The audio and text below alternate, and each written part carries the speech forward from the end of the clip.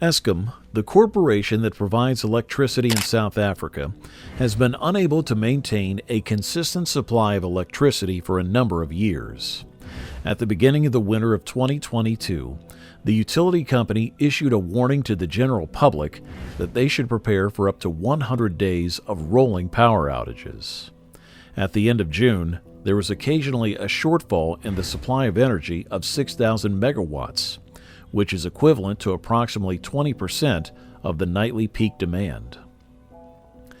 There is widespread agreement among experts that new power plants are required immediately in order to cut down on the number of times that customers experience a loss of power.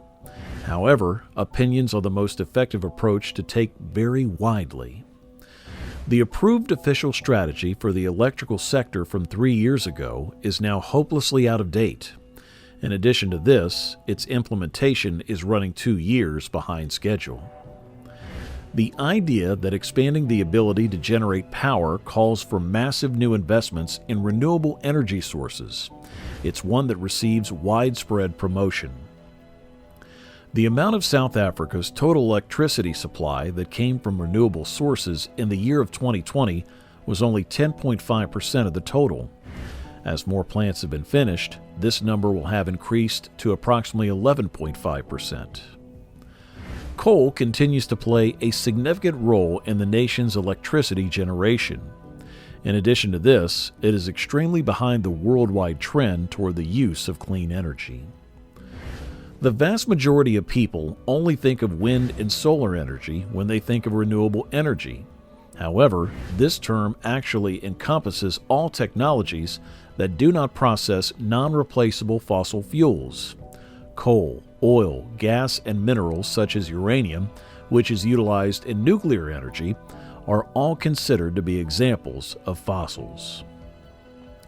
Hydroelectric power plants are a type of renewable energy source since they generate electricity by utilizing the flow of water in a downward direction. This is the primary source of power in nations with abundant water resources, such as Norway, but it is one of only several options available in regions with drier climates.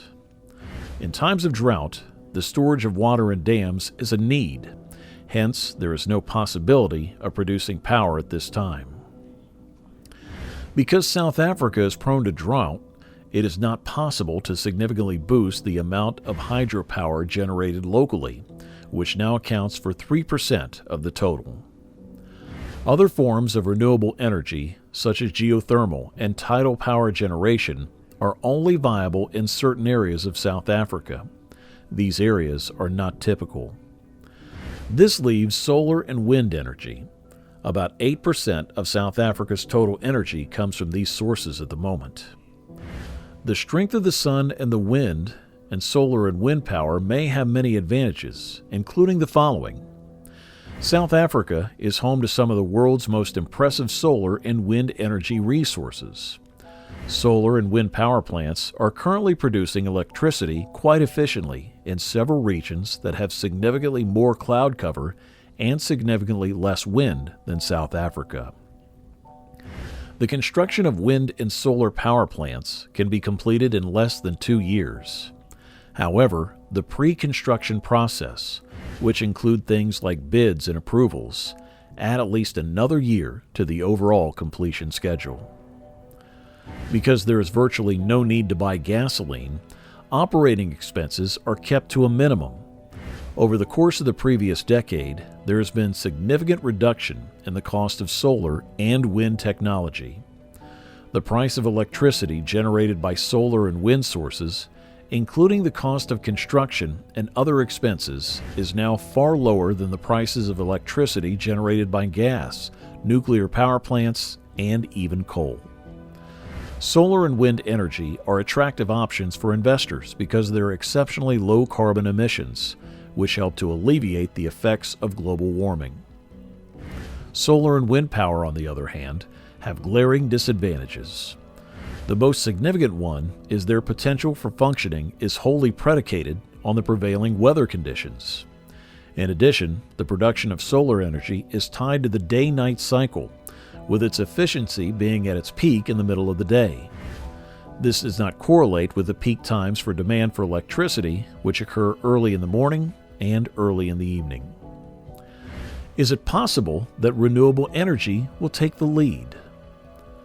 Several countries of a medium size, such as Costa Rica, Iceland, and Paraguay, have practically already attained the goal of a national electricity generation network free of coal and gas plants that release greenhouse gases and nuclear power plants that generate radioactive waste.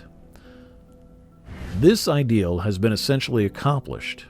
Hydroelectricity is the primary source of power for them.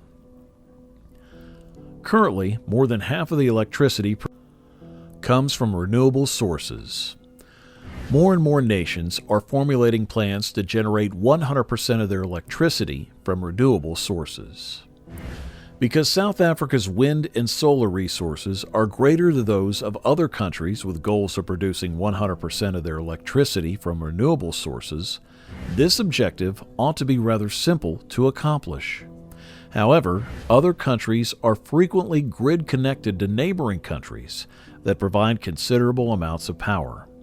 This indicates that they are able to rely on those resources whenever the weather is unfavorable. Because of this, a renewable electricity grid cannot become the primary source of power in South Africa until electricity storage technologies become feasible and affordable. However, the goal of obtaining 50% of electricity from renewable sources is entirely realizable. It is the very minimum that the nation ought to strive to achieve.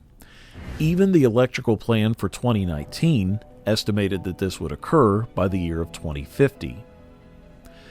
Africa's shift toward a service-based economy offers substantial opportunities for economic output and job creation, but productivity in these sectors lags behind other regions. Africa's transition toward a service-based economy holds significant promise for bolstering economic output and job creation on the continent. As a substantial portion of the African workforce moves from traditional sectors like agriculture to services, there is a growing potential to harness the energy and talents of the youth population to drive economic growth. However, a notable challenge lies in the productivity levels within these burgeoning service sectors, which currently lag behind other regions. The productivity gap in African services is a critical concern. While the services sector contributes significantly to the continent's GDP, its productivity levels remain lower than those in Asia, Latin America, and other parts of the world. By prioritizing infrastructure development in its urban areas, Africa can create environments conducive to sustainable economic growth, attract investment, and improve the quality of life for its burgeoning urban population. This, in turn, can contribute significantly to the continent's long-term prosperity and development.